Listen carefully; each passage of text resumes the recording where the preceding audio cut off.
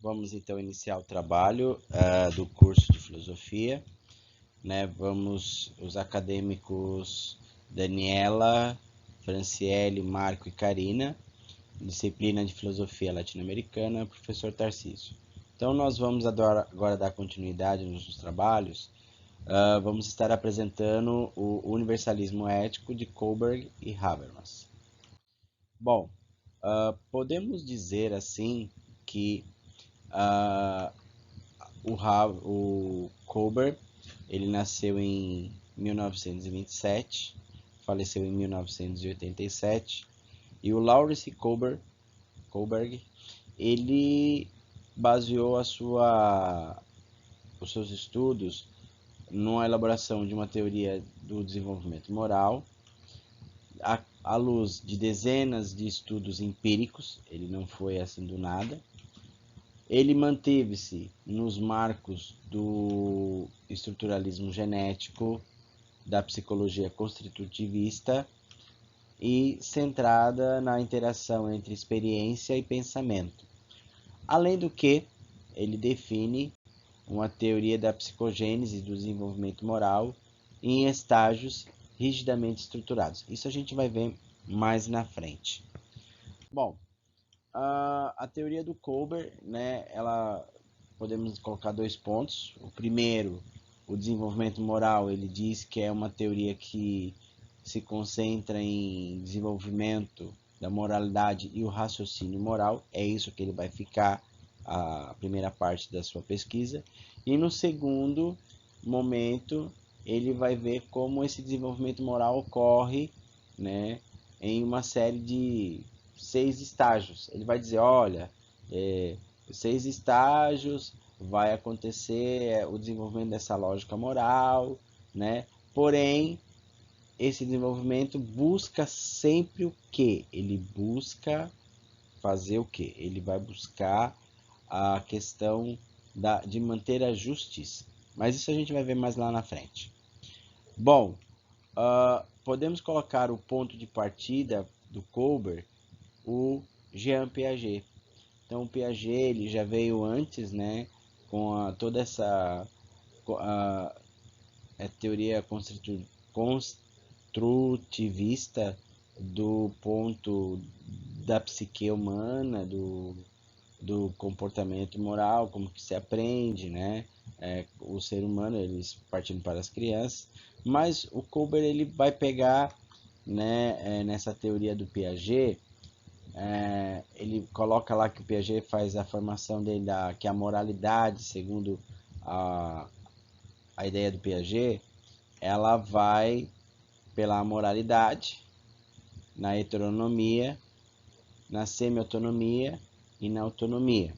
Porém, o Kohlberg, o que ele vai fazer? O Kohlberg ele vai pegar e ele vai trabalhar justamente essas, podemos dizer assim, essas três últimas, né? O Kohlberg vai pegar essas três últimas aqui, a heteronomia, a semi-autonomia e a autonomia, para construir a sua teoria, né?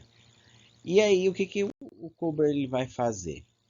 Ele vai pegar essas três últimas fases da teoria do Piaget, que é a heteronomia, a semi-autonomia e a autonomia, e vai transformar em 6 estágios, né? Ele vai pegar 3 e vai transformar em 6 estágios. E depois o que ele vai fazer? Ele vai pegar, né, e vai construir, segundo ele, 3 níveis de moralidade, né?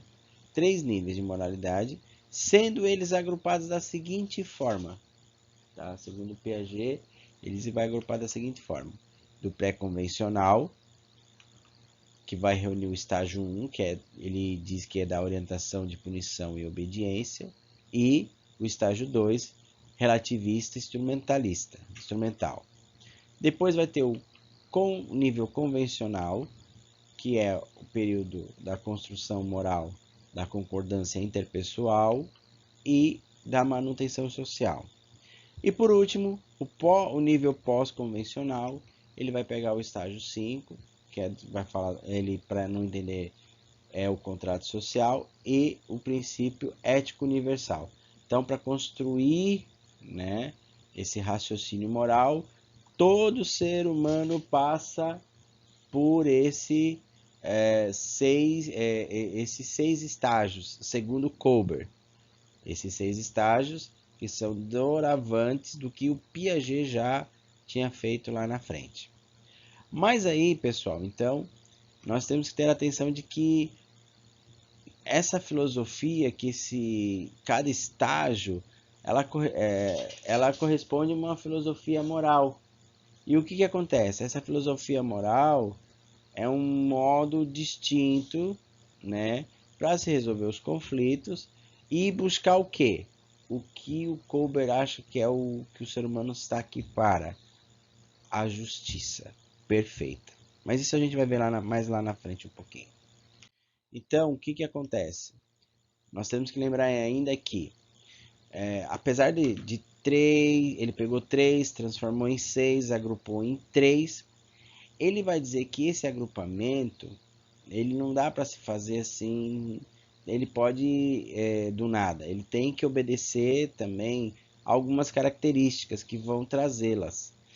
Essas características, né, que vão constituir algumas variantes para ajudar nessa construção dessa moralidade, segundo ele, né, ele falou assim: olha, os estágios ímpares aqui, que no caso seria, e os estágios pares.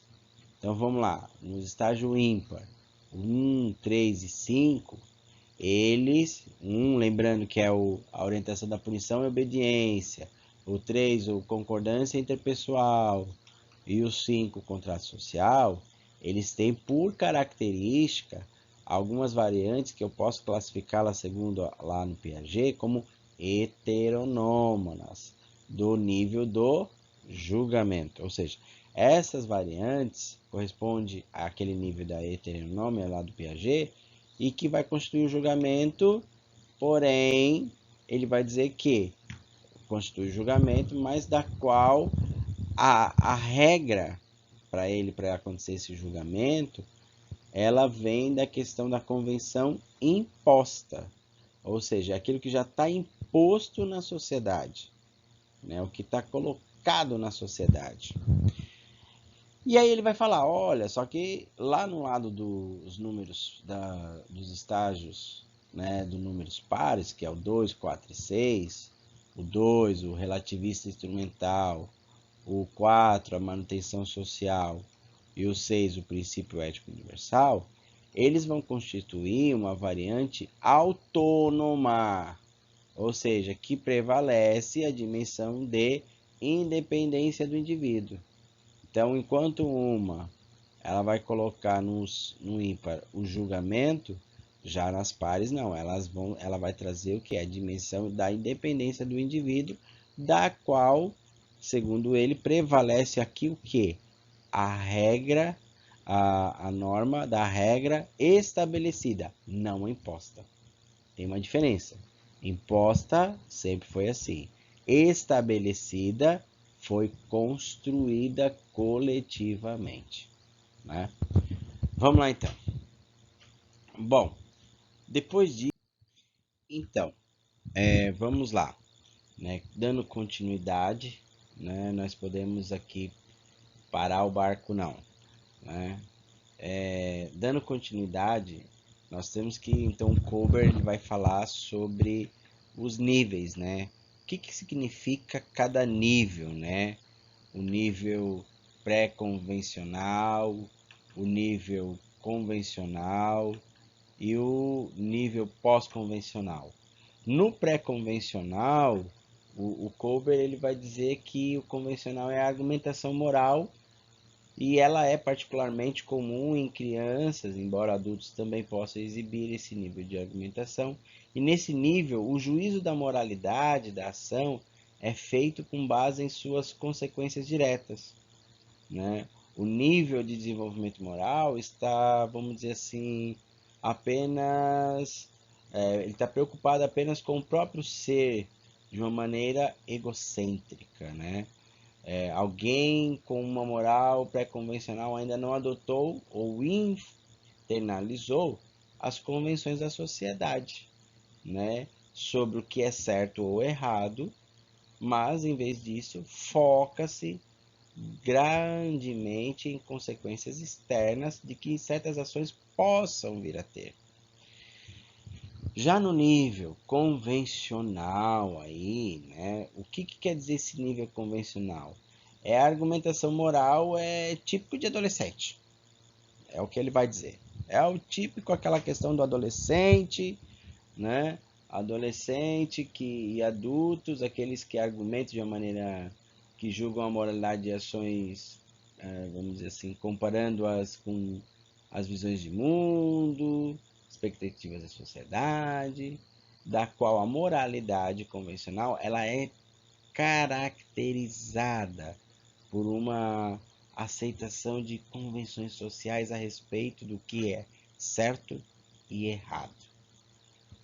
E o nível pós-convencional, assim nós podemos assim dizer, que o nível pós-convencional ele também é conhecido como um nível que consiste uma crescente percepção de que o indivíduo são entes separados da sociedade, né, e que a perspectiva do próprio indivíduo pode tomar precedência sobre a visão da sociedade, né? E aí, né, o que acontece é ali o prior to society, né, em que eu vou criar a expectativa dos outros e ali vai começar a gerar os princípios éticos meus próprios, baseado naquilo que eu vejo, naquilo que está lá na frente. Continuando então, agora nós temos que ver, então, até aqui nós vimos a teoria do Kohlberg, certo? Ele partiu do Piaget, pegou os três últimos, dividiu em 6, depois agrupou em 3, pegou e falou as características, né, dos dois, né, a característica do que são os pares, do que são os ímpares, e agora, e depois ele quis dizer também, mostrou aqui nesse último ponto, o que quer dizer cada nível, né, o pré-convencional, o convencional e o pós-convencional. Porém, agora vem o quê? Vem os resultados, né? E aí, nos resultados, né, nós temos que lembrar que o Kohlberg, ele começou em 58, terminou a pesquisa dele, os trabalhos dele em 78, né? E só foi publicar os resultados em 81. Aí nós temos que lembrar o quê? Lembra que eu falei lá no início, né? Que ano que ele nasceu mesmo? Ele morreu em 1987. Então ele só ficou com 6 anos assim da pós da publicação dos resultados dele para conversar, para divulgar e até para trazer para o pessoal assim, né, alguma nova perspectiva. Apesar que naquela época, 1900 e pouco, as informações demoravam mais para circular, né? Mas, então, o Kohlberg ele sustenta como fatos psicológicos as seguintes conclusões a respeito dos seus estágios. Que o primeiro, né, lá dos todos os estágios, que o desenvolvimento cognitivo é uma condição necessária, que a sequência dos estágios morais, tal como a dos cognitivos, é hierárquica e invariante, ou seja, não muda. O sujeito tem que fazer aquele passo a passo. Ele não pode ir lá para 6, depois voltar para 5. Não, ele só consegue chegar na 6 se ele tiver constituído da 5. Só consegue chegar na 5 se ele tiver constituído da 4. E isso não muda, tá?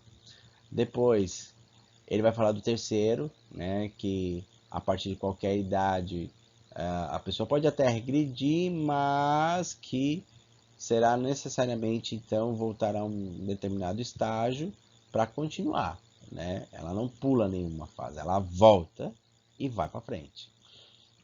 Depois, ele vai falar que todo ser humano parte do estágio 1 e tem potencial para atingir o 6, porém, desde que as condições sociais permitam e não interrompam seu desenvolvimento cognitivo moral.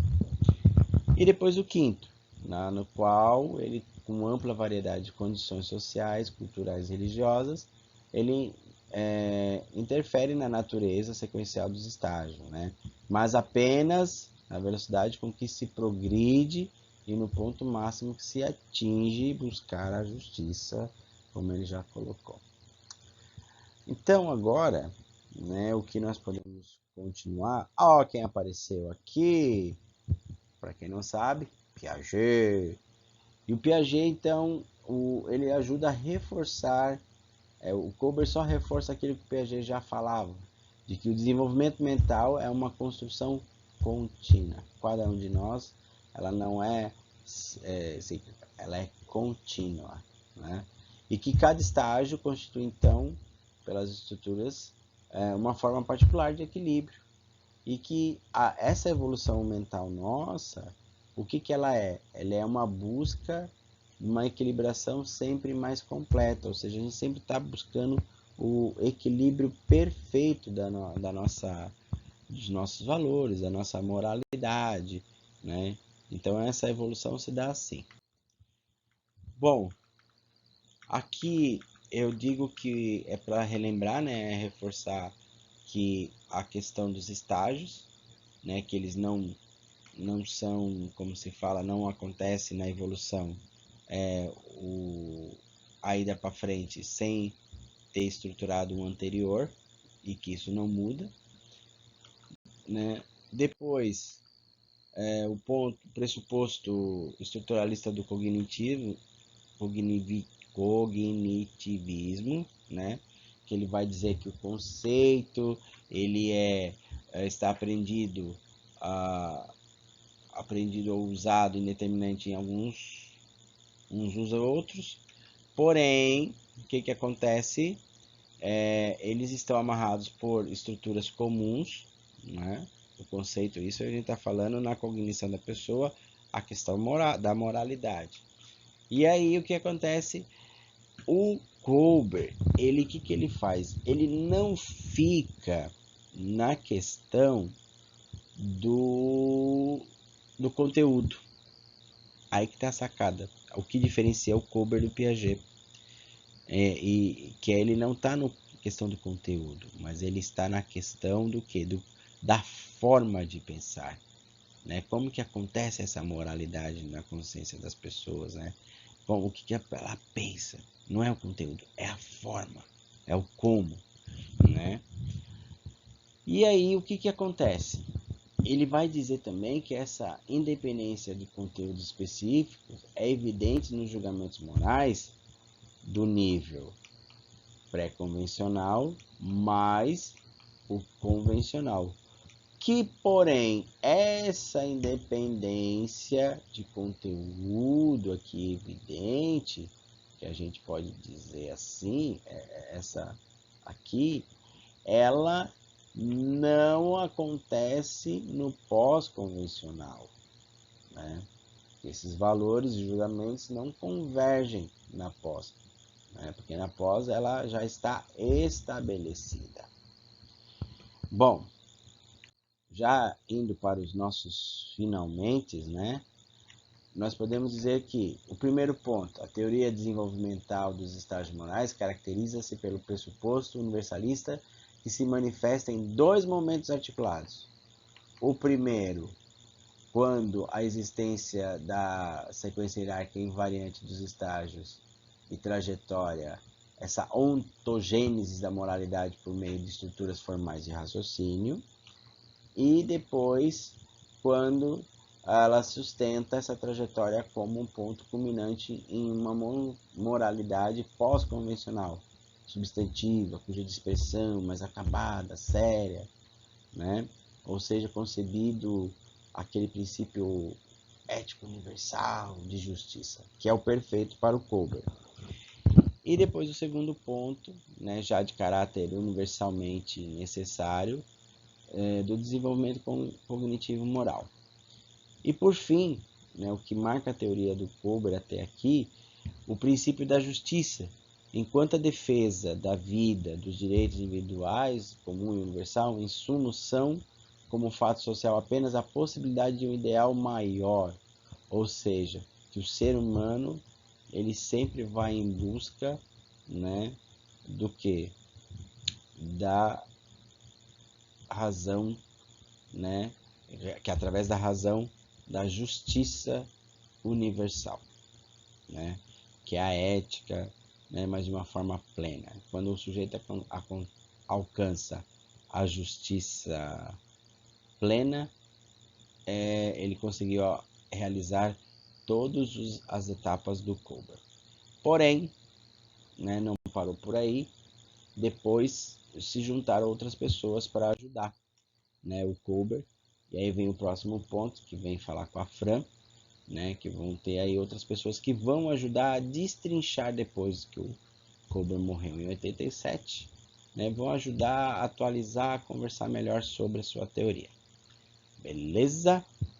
Então eu fico por aqui nessa apresentação.